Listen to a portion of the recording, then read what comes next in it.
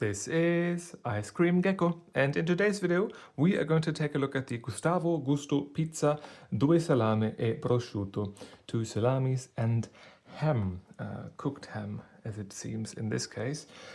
It will be cooked when we are done with this, that I assume. So it's finally done. I have submitted my master's thesis and I'm back to making videos now.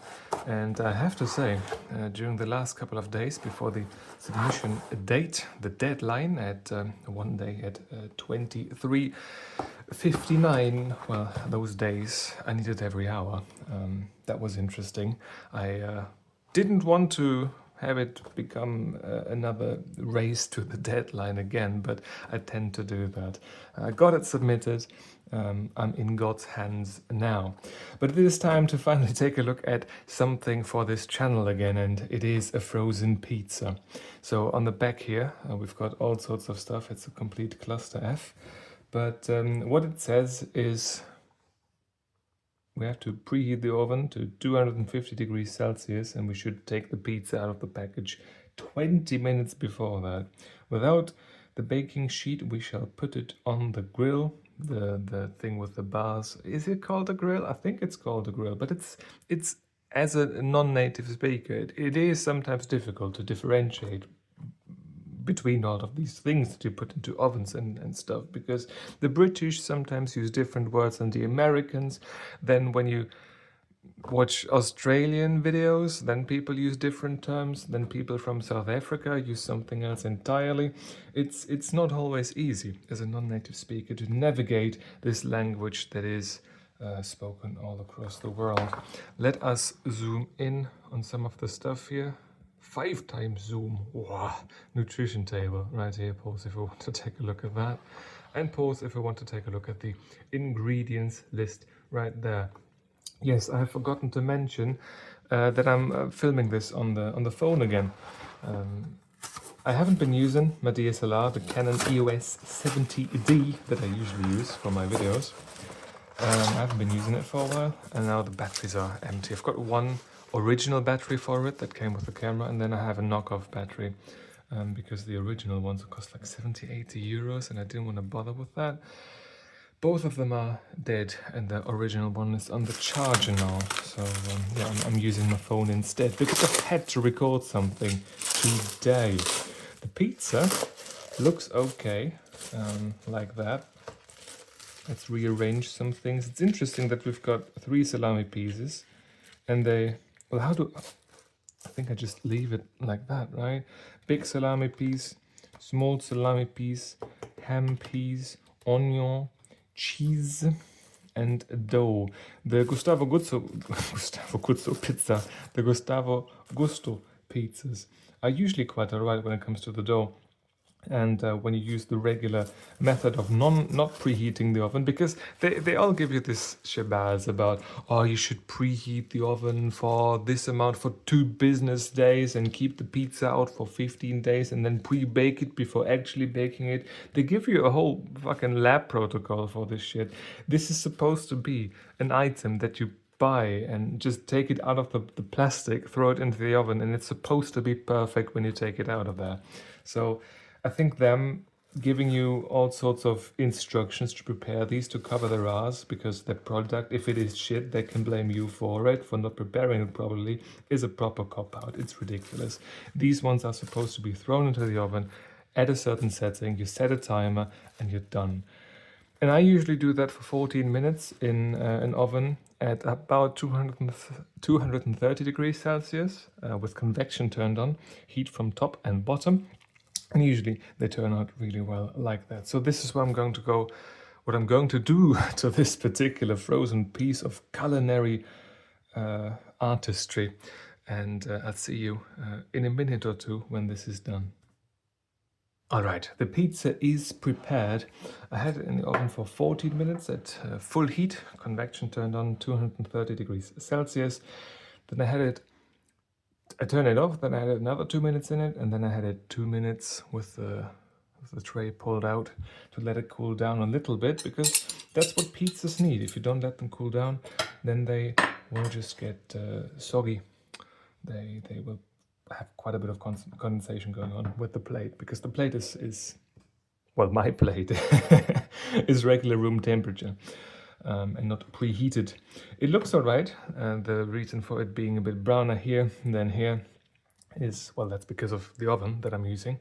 I guess I just need to turn that around halfway or 2/3 in the entire baking time for that to be more even. Don't know why it does that. Let's get rid of some of the cancer on here. Some of it, not all of it. Scent-wise, it smells interesting. It smells a bit different than a regular salami pizza, I think. It does have a certain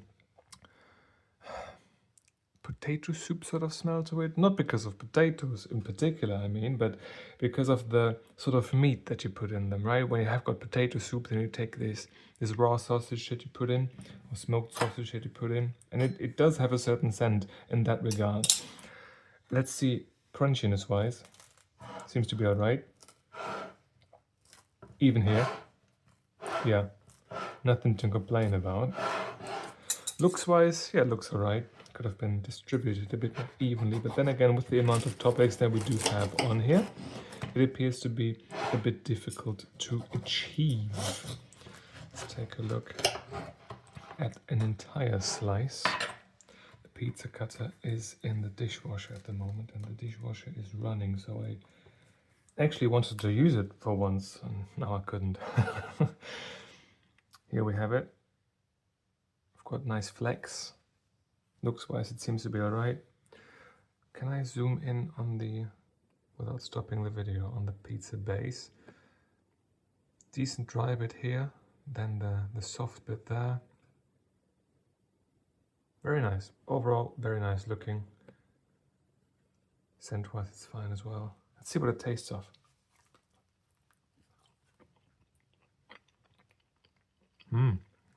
Taste of pizza, yeah.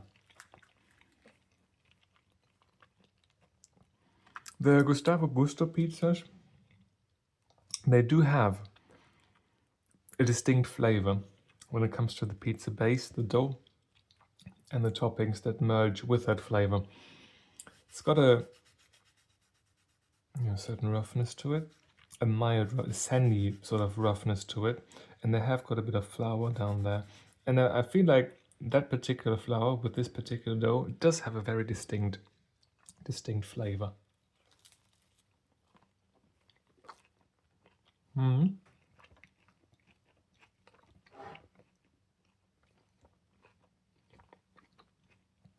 a bad flavor though. Pizza base is soft enough, not soggy though. Pizza crunch here is good. The ham, the cheese, the tomato sauce, those work well as well. Let's go for a slice with the salami piece. I should just take a look at the individual ones, right? Go for this one.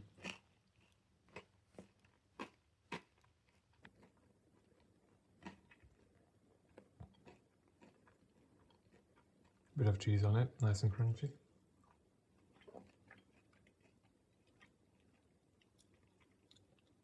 Yeah, flavor's there.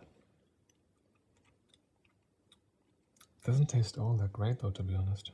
I'm a bit disappointed actually. Let's go for a piece of ham with a bit of cheese.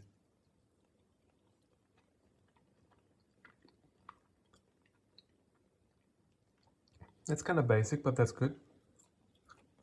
Let's go for a big slice of salami here.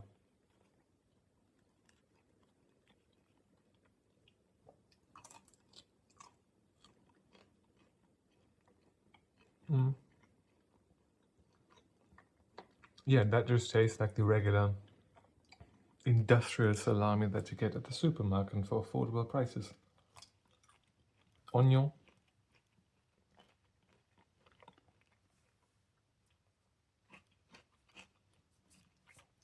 Yeah, decent texture to that. The cheese, yes, we can take a look at the cheese all by itself.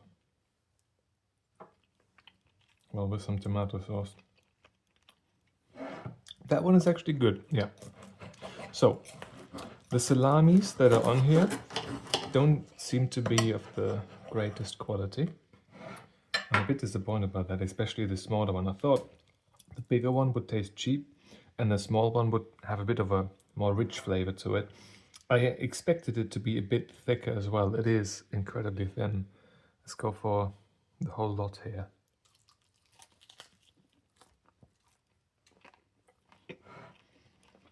Mm. Mm.